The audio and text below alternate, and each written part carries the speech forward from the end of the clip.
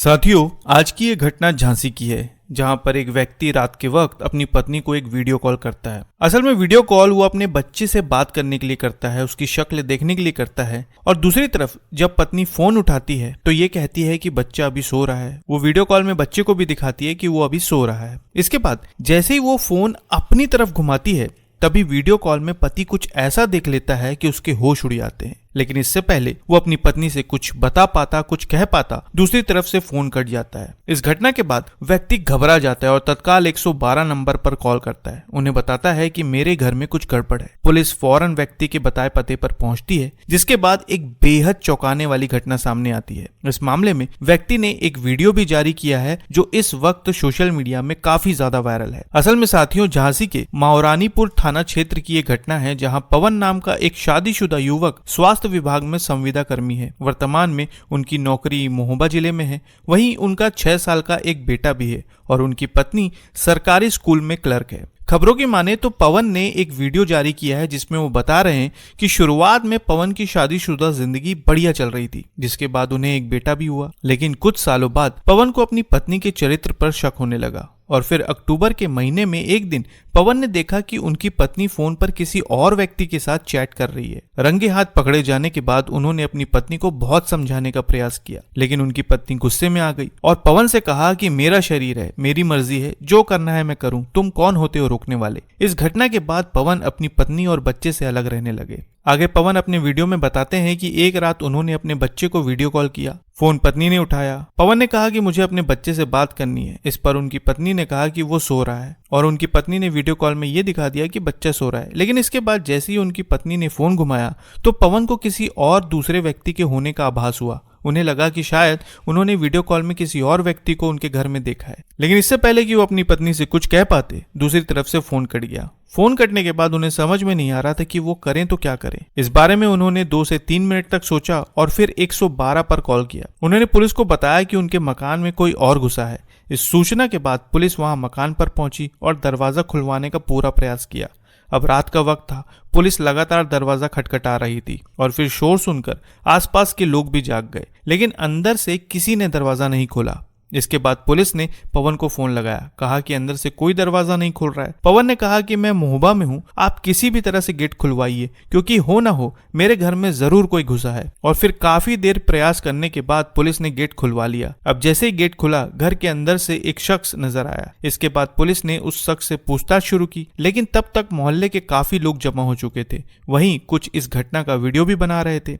अब जैसे उस शख्स ने लोगों को वीडियो बनाते हुए देखा, उसका गुस्सा फूट पड़ा। उसने उन लोगों पर हमला शुरू कर दिया जो वीडियो बना रहे थे और यहाँ तक कि पुलिस से भी बहस करने लगा। इस पर पवन अपने वीडियो में कहते हैं कि शायद ये वही शख्स है जिसे मैंने अपनी पत्नी को चैट करते हुए पकड़ा था। पवन ने आगे अपने वीडियो में बताया कि ये व्यक्ति शायद सभासद है और रसूख वाला है। वीडियो में आगे पवन का ये कहना है कि मैं ये चाहता हूँ कि मेरी पत्नी को जिसके साथ रहना है रहे, मुझे कोई फर्क नहीं पड़ता, बस मेरे बच्चे को कुछ नहीं होना चाहिए।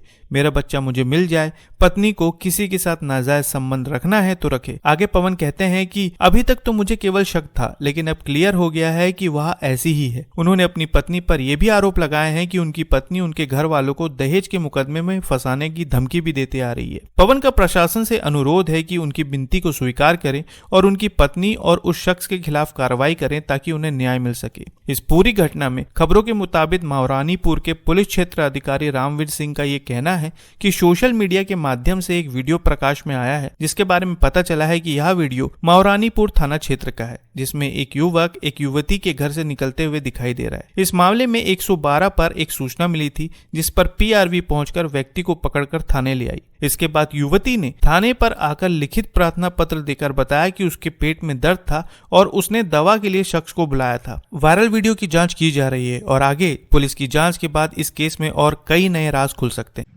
मेरा नाम पवन है। मैं राष्ट्रीय स्वास्थ्य मिशन के तहत महोबा जिला अस्पताल में काम करता हूँ, संविदा में।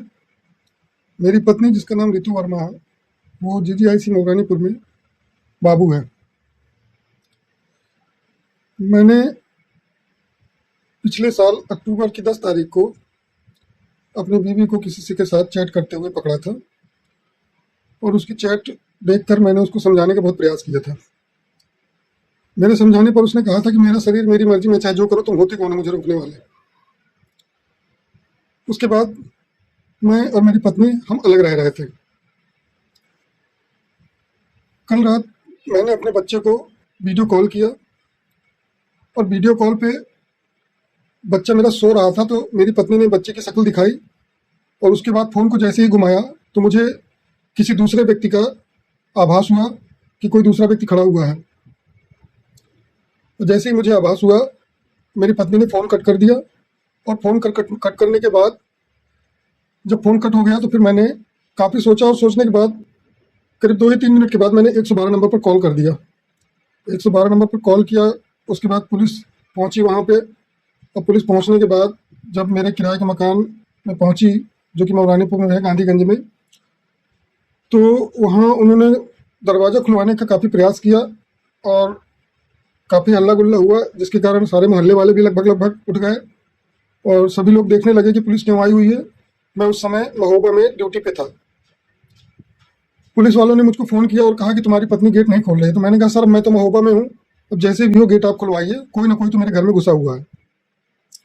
काफ़ी देर प्रयास करने के बाद पुलिस वालों ने गेट खुलवा लिया और गेट खुलते ही मेरे घर के दरवाजे से एक शख्स बाहर निकलता हुआ दिखाई दे रहा है, जिसका नाम मुझे ज्ञात हुआ है कि अभिषेक पाठक है। और अब मुझे याद आ रहा है कि जो अक्टूबर में मैंने चैट पकड़ी थी इसकी, उसमें भी अभिषेक जी करके नाम लिखा हुआ था। तो ये वही शख्स है जिससे ये चैट करती थी। और ये रात में करीब 1 से 1:30 बजे के आसपास ये मेरे घर पे जो है मौजूद था और पुलिस 112 नंबर की टीम ने इसे रंगे हाथों वहाँ से निकलते हुए पकड़ा है। और उसी दौरान मोहल्ले पड़ोस वाले जो लोग वीडियो बना रहे थे, उस व्यक्ति ने वीडियो बनाने वालों पर भी हमला करने की कोशिश की और पुलिस वालों को भी डराने धमकाने की कोशिश की। चूँकि वो व्यक्ति सुना है सभासद है और रसूख वाला है, इसलिए उसने अपना पूरा प्रभाव दिखाने की कोशिश की है। दोस्तों, मैं केवल ये चाहता हूँ कि मेरी पत्नी को जिसके साथ रहना हो रहे, मुझे कोई फर्क नहीं पड़ता, लेकिन मेरे बच्चे को कुछ नहीं होना चाहिए।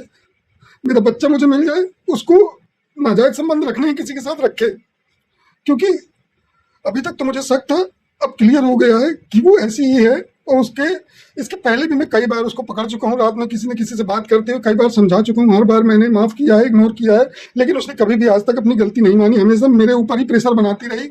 लेकिन इस बार हद हो गई, घर के अंदर किसी को घुसेड़ लिया, इतनी बेशर्मी, और अभी भी मानने को तैयार नहीं है कि उसने कुछ गलत किया है।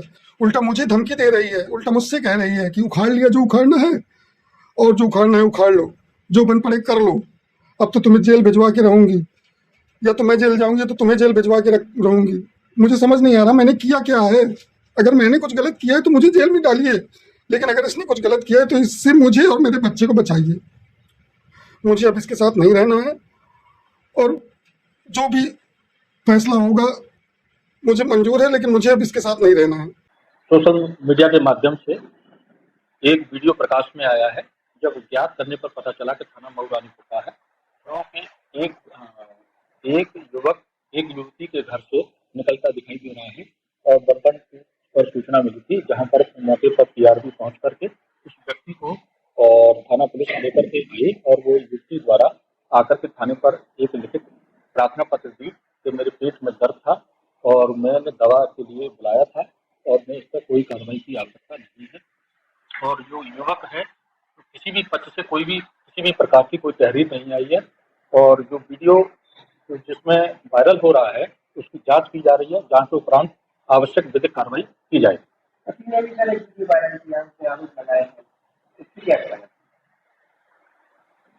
जो उनके पति ने जो भी आरोप लगाया है और जो वायरल हो रहा है, उनके द्वारा कोई थाने पर आकर के किसी भी प्रकार की कोई तहरीर या शिकायती प्रार्थना पत्र नहीं दिया है। आने पर आवश्यक कार्रवाई की जाएगी। साथियों, झांसी के इस मामले पर आपकी क्या राय है कमेंट बॉक्स में जरूर बताएं, और नई वीडियो के लिए चैनल को सब्सक्राइब करना ना भूलें। फिर मिलते हैं बिल्कुल एक नई वीडियो के साथ, तब तक के लिए आपका बहुत बहुत धन्यवाद।